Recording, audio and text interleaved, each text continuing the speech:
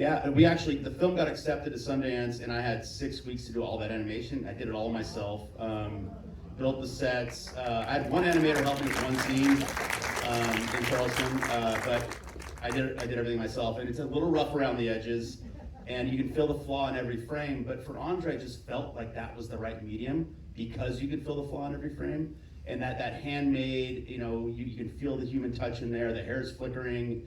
Moving around, it just, a glossy CG sort of animation didn't fit André.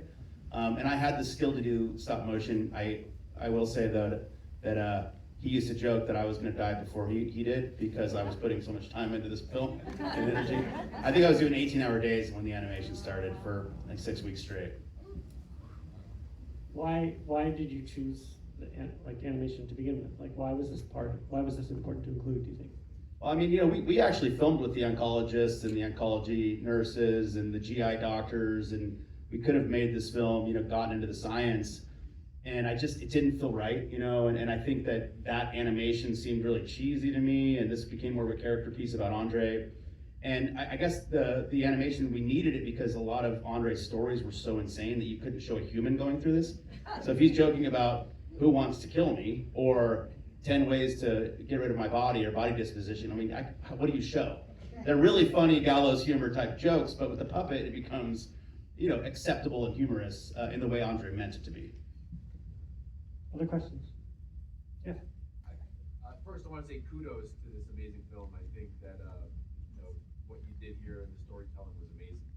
I'm a men's coach and the founder of Scream Club, where Yes. The part where he screams down the mountain, awesome.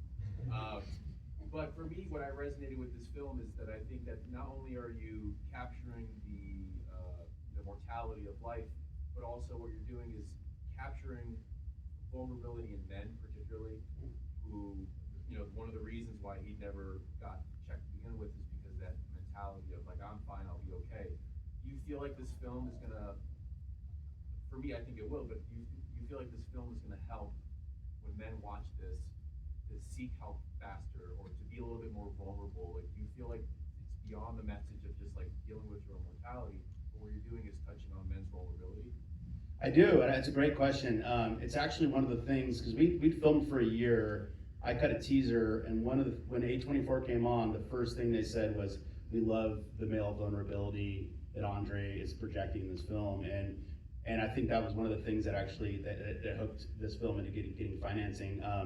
And I do think it helps. I mean, I think with André, I think it'll help men across the board, hopefully, because you're right, we don't tend to advocate for our own health. We don't tend to talk about our illnesses or our sicknesses.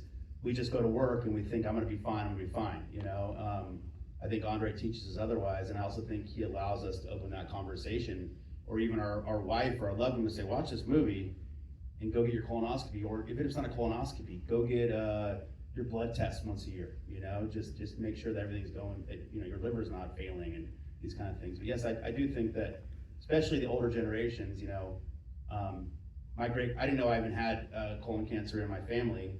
I just turned 45, I ran and got my colonoscopy because I didn't want there to be a sequel to the film. But then, right after I got my colonoscopy, my great aunt saw the film and she goes, oh, I've had colon cancer twice, and your great grandmother died of it. I was like, no shit. I was like, nobody said this to me, sorry for the expletive, but nobody said this to me for years, because it's that older generation that kept their illnesses private. So yes, I do hope it opens that conversation.